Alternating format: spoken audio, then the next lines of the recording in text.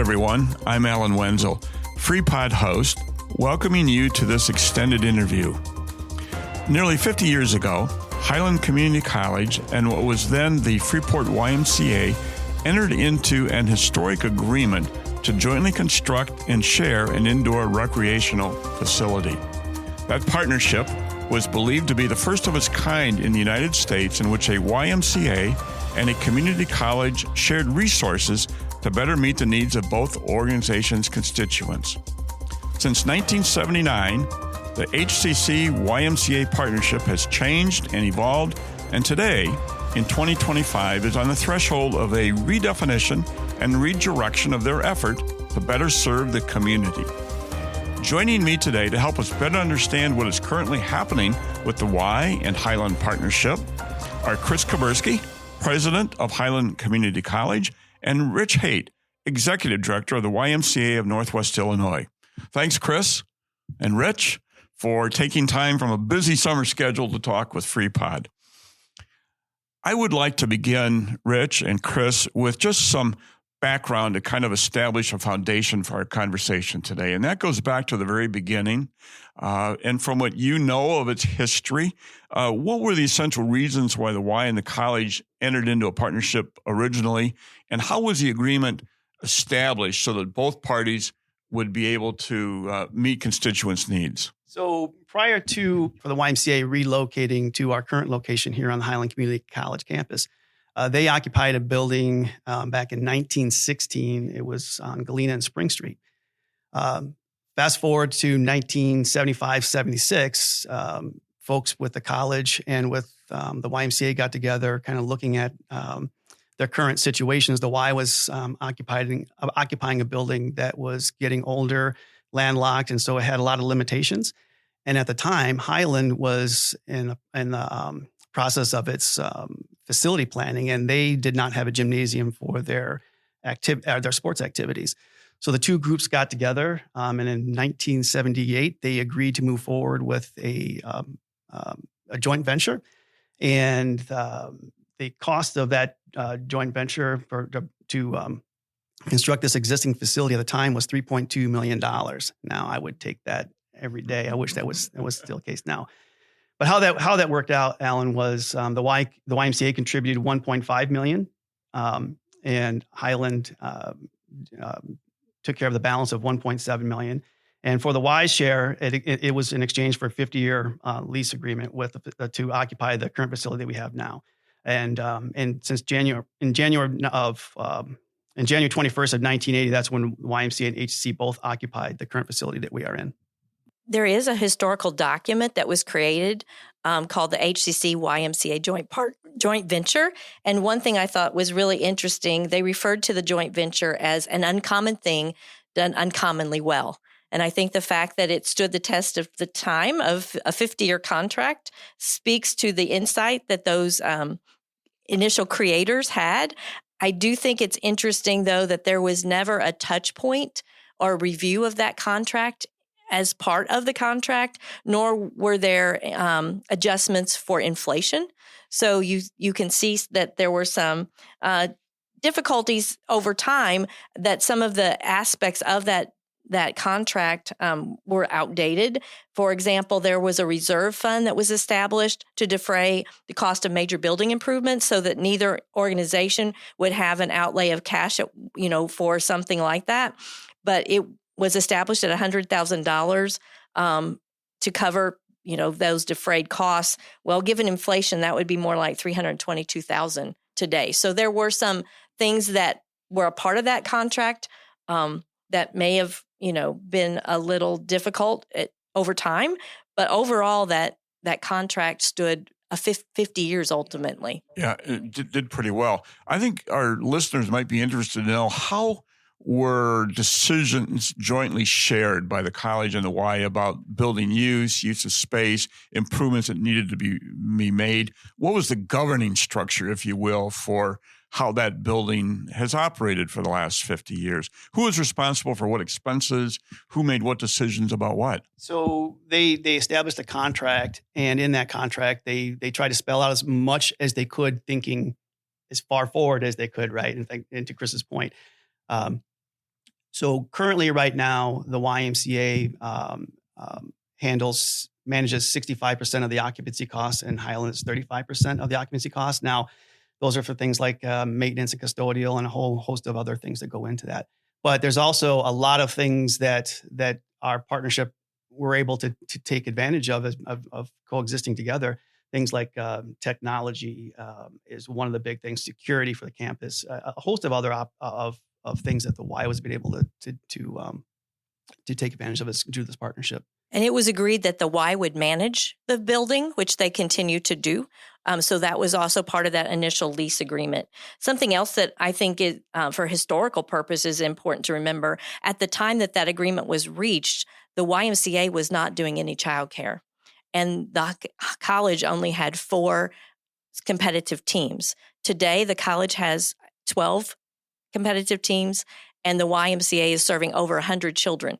So obviously in that 50-year time span, the dynamic of both institutions, organizations has drastically changed, which is part of the reason that we're rethinking how that might look in the future.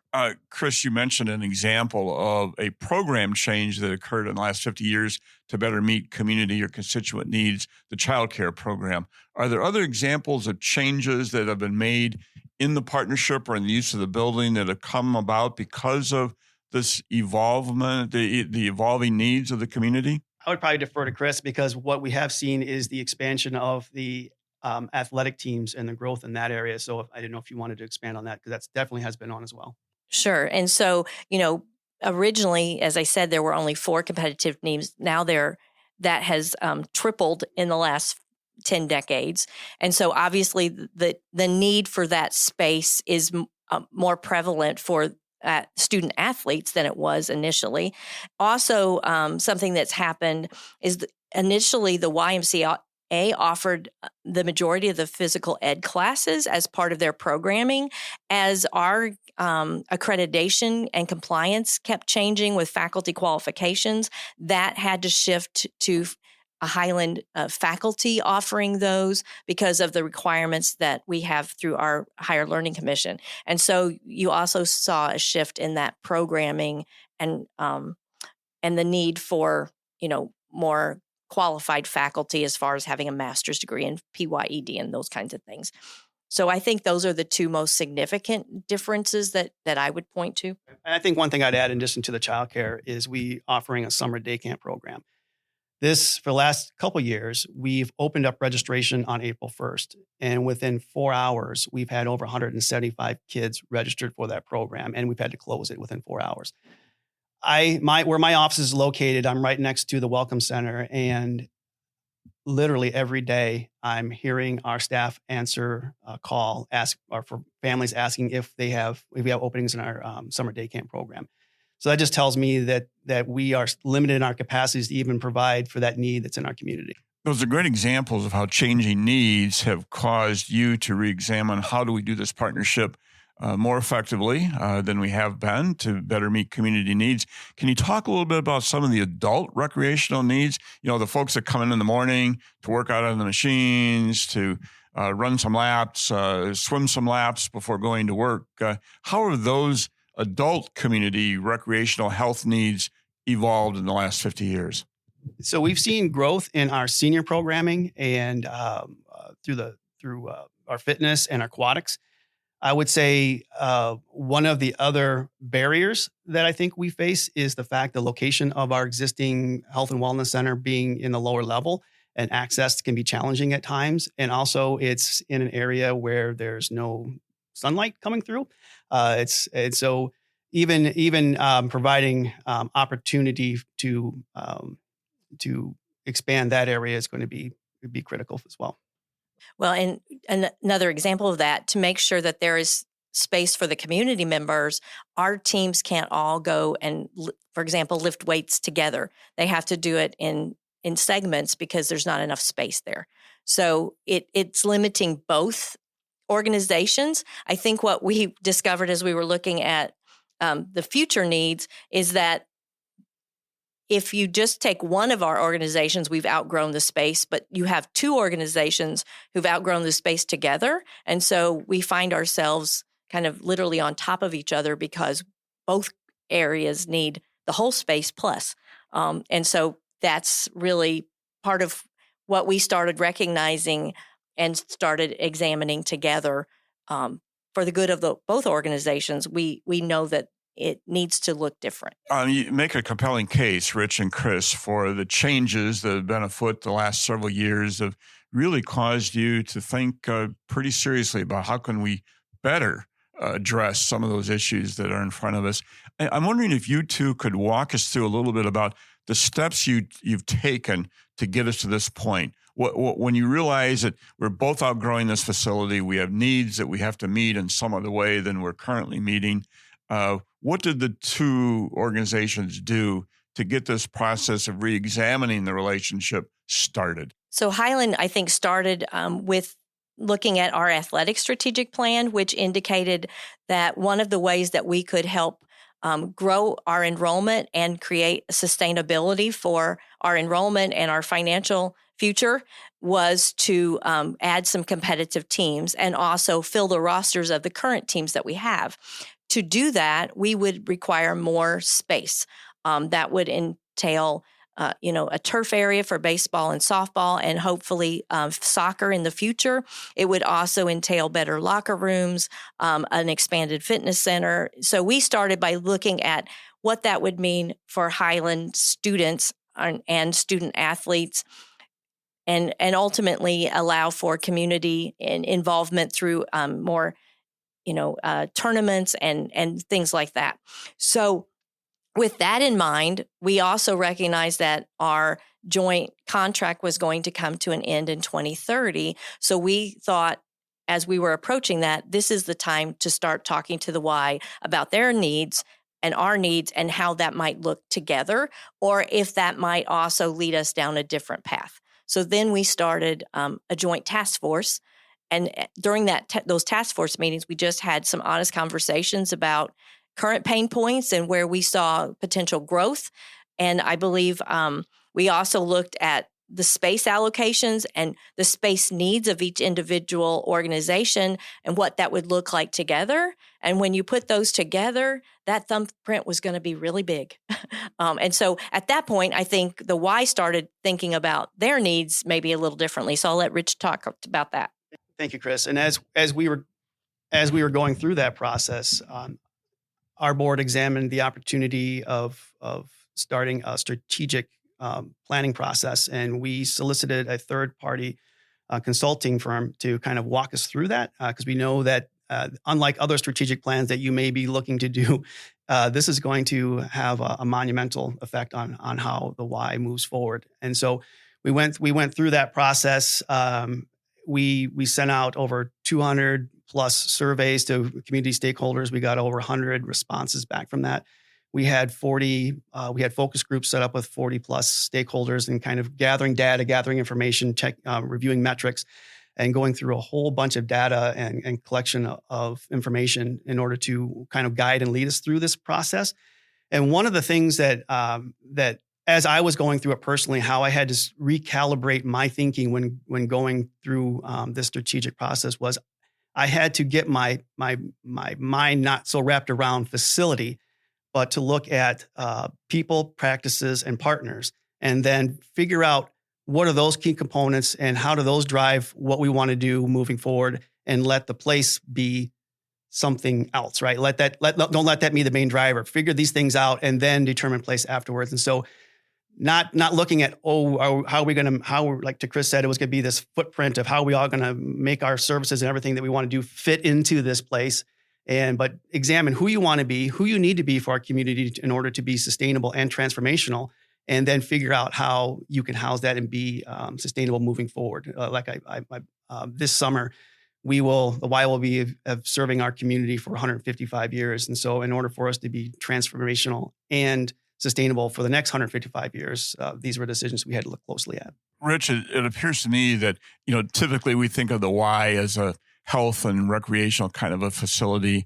And I know in the last 15 to 20 years, childcare has been a big component of what you do.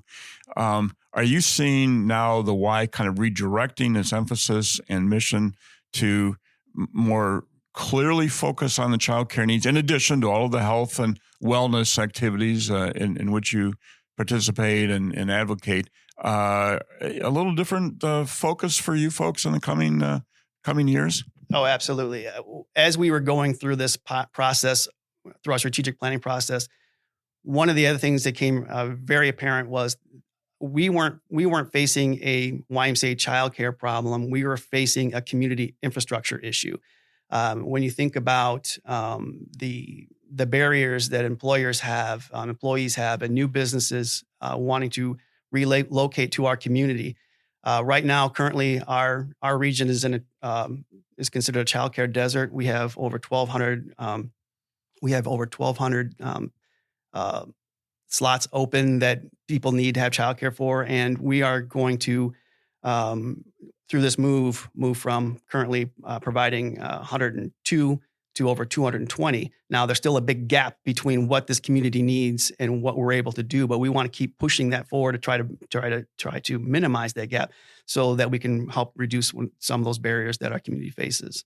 And Chris, I know from experience that the college has faced certainly a change in its emphasis from the Y being available for student memberships and for students to come over and use the pool or use a gym, or from some old intramural programs that we had for basketball and volleyball, changing more to intercollegiate sports kinds of needs has been a real growth area for the college. And so your focus is also changing a little bit in terms of why you need a little different look to a recreational facility for the college. Yes, that is true. And we also have really focused in our strategic plan on an exceptional student experience. And we know that the current facility is not creating an exceptional experience. If you look at even our area high schools, but particularly our colleges that students are also touring, we have a subpar facility just because it's dated and it doesn't have some of the amenities that we would like it to have for students.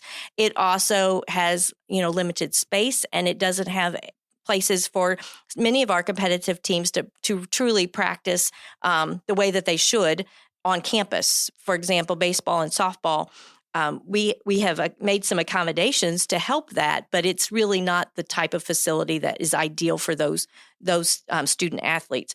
So we also know that with the demographic enrollment cliff, the change in the number of high school graduates that we're seeing in our local high schools, that the enrollment is going to continue to decrease if we're only depending on our graduating classes. So we need to think about how we might recruit, and student athletes is one area that we can also recruit in outside of our district.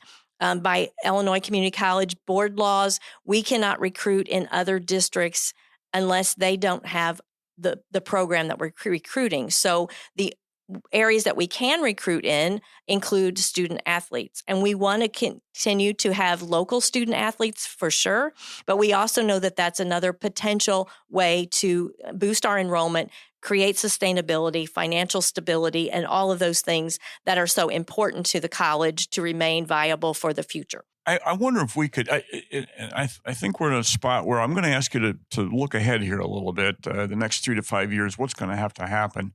But so far, if I've got this, if I've listened carefully here, the needs have changed dramatically from what they were 50 years ago for not only the college, but for the Y.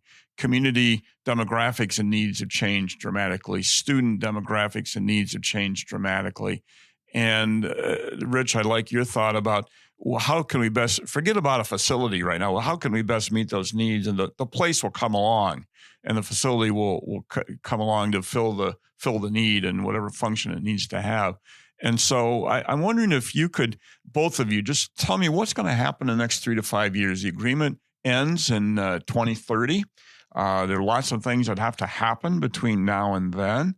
And I'm wondering what the next steps are for you. And we don't know 4 or 5 years from now exactly what's going to happen, but can you walk us through a timeline of what the task force is thinking about in terms of how this will unfold for the two of you in the next 5 years? So for us, one of the things that we will be doing is looking to relocate to the Stewart West building, which is literally right across the street from our existing location.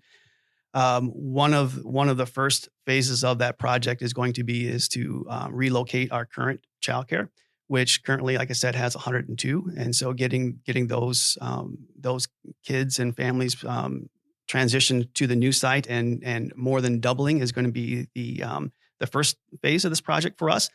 Our intention is to have that completed by June of 2027, and then we have just probably under 5 years left on our current joint partnership agreement. And so what we are looking to then, it would be to relocating the existing health and wellness aquatics gymnasium facilities to that new site by January of 2030. Now we'd like to be in prior to that. That's our goal. But we are also understanding of current economic situations, and just with us kind of walking through this process, there's a lot of unknowns when it comes to projects like this. And so our goal is to be in there prior to that date of January 2030. So, but then when we do that, we're not looking to just replicate the YMCA as it currently sits in terms of how people see it now, but creating a healthy living campus at that site. So the intention would be to come alongside or engage with synergetic partners and partnerships that could not only that would cohabitate that place with us, but also have like I said, synergetic partnerships that we can utilize the space and the capacities of that facility to not only help serve the needs of our community, but each individual partner that would come in, they would have access and opportunity with the new space that we'd have available as well. So that would be a direction we'd be going. And Alan, for the college, one of the things that we are currently doing is melding timelines. So we're looking at the timeline for our funding processes, our construction processes, the foundations process, and the WISE goals to see where there might be gaps or challenges. And so we will be sharing that with our board in the next couple months and sharing it with the Y as well as part of our task force meetings once we have been able to do that and finalize it. And then some of our next steps will be to investigate a construction manager and someone who can help us really focus on the scope of the project to really reimagine what our athletic facility is going to look like. We intend to remodel it and add on, but we also recognize that the childcare facility is probably going to be repurposed for classrooms and additional academic programs. One of the things that I hadn't mentioned so far is this isn't just about athletics. This is also about growing athletic programs and academic programs. So we are investigating the possibility of physical therapy assistant and exercise science as additional academic programs that would serve the needs of our community, as well as some of the interests of our students. So another thing that we'll be doing this fall is evaluating our feasibility study for the physical therapy assistant program and probably updating that, because that's an accreditation process that once we get in the queue will still take 2 to 3 years for it to actually be able to be offered. So that's one that we're exploring. So there are a lot of pieces of this in addition to just the facility itself. We also recognize the fact that once construction begins, we will be displaced for probably a year. And so we will have a year of needing to find other facilities to practice, to host games, and maybe just be on the road for a year. So those are other things that logistically we have to figure out. But what I would say in 5 years would that be that when you drive onto Highland's campus, you will see a marked improved facility, and hopefully you will see a lot more students as a result of growing those competitive teams and adding those academic programs. Thank you, Chris. And Rich, I imagine a lot of that is ahead for you too, in terms of having someone take a look at the facility and redesign and construction and all the things that would have to be done to come up with whatever it is that you need to better address your issues of health and wellness and childcare in the community. I imagine those same kinds of steps will be in place for you also. Correct, and we are transitioning from a strategic process to a capital planning process, and a part of that has been we have engaged with a facility development group that's gone through and looked at the Stewart West building that we're looking to move into, and they are a group that has worked with hundreds of YMCAs across the country, and in some ways they're probably the experts when it comes to working with those types of organizations. And they were able to identify that space as being a place that would hit on all of these markers that we are looking to move towards moving forward. So yes, we are going through that process, and we're excited to kind of see how this all develops. I would also like to add that Highland is excited that the Y is still going to be in such close proximity, because right now, our early childhood education program is a key element of our partnership. Those students observe the children in the child care center and work very closely with those teachers and shadow them and all of those things. So the fact that the Y is going to be so close, we know that that's going to be a key element of the partnership that is maintained. We still don't know exactly how it looks, but we know that piece is really critical for our students' education, and we are the pipeline to feed those additional teachers that the Y is going to need as they expand. That was going to be my next question. How are the two of you going to continue to collaborate and cooperate beyond, the separation from the facility itself? How are you two going to work together? And Chris, you've answered that question. Rich, do you have a thought there too? Yeah, and that's what's exciting about this. When we're now going to be, we can now move from the process of trying to figure out how we're all going to fit into a space, and now how, like I said before, moving through how are we going to best meet the needs of our community for both organizations, and how does that look for both of us moving in the future together. And so the conversations now it's exciting because now the conversations are around that, like strategic partnership thinking is now what we can really concentrate on. And so I'm excited about not only what Chris just shared, but possibly extending those opportunities as we engage in further conversations. So it sounds like a win-win for both of you and for the community also. I wonder, as we come to the close of this interview, I sure appreciate the time that you've two allotted, Rich and Chris. I wonder if you have some final thoughts or observations or messages that you'd like to give our listeners about the upcoming changes in the Y HCC partnership. I would just say that I think that we approach this together as institutions, organizations, thinking about how change is opportunity. And so trying to think about the opportunities that were presented for both organizations separately, and then collaboratively how we could capitalize on those. And honestly, if you had asked 2 years ago where we would be today, I don't think we would have written a better story than where we are. Both organizations have great opportunity, and really this will aid the community in maybe different ways, but clearly in ways that will add to economic stability. And also sustainability of the college and of the childcare offerings and the Y in particular. So I don't think you could be at a better place. We've hit a major milestone to come to this moment. We have a lot of work ahead of us, but we also are cheerleaders for each other in the process, and so appreciate the Y's partnership to this point. But it's going to look different. I think it's going to look better. Ultimately, it's just, it's messy in the process. I often say on campus, reimagine is messy, and this is part of the mess. But when you get to the end and you see the result, then you just kind of glow in the moment. So I think in 5 years you'll see that. But in the process, bear with us because there's going to be a little mess involved. I couldn't have said that better. And I don't want I don't want that word reimagine just to sound cliche, because this is absolutely what's happening here, and I think it's absolutely what's necessary for both organizations to sustain and grow and move forward and better serve our community. They need us to be the best that we can be to further grow and develop our area. So again, it was a process when we first started.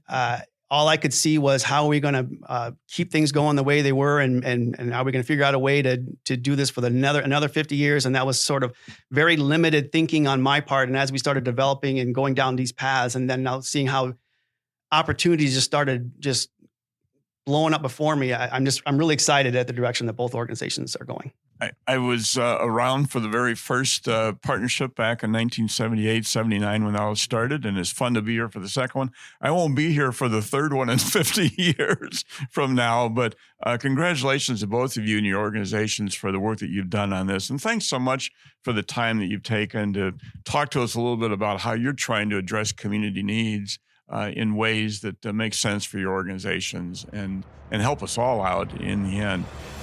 This is Alan Wenzel reminding you to tune in to our regular news podcast every Thursday at noon on all major podcast platforms, or by going to our websites for Freepod or WNIJ Public Radio in DeKalb. The in-depth interviews drop every Tuesday at noon in those same locations. And as always, our thanks go out to the Mass Communications Department at Highland for producing these podcasts for Freepod, and to the many volunteers who are working to bring you the news you've been missing. Thanks again for listening, and thanks again, Chris and Rich, for your time today.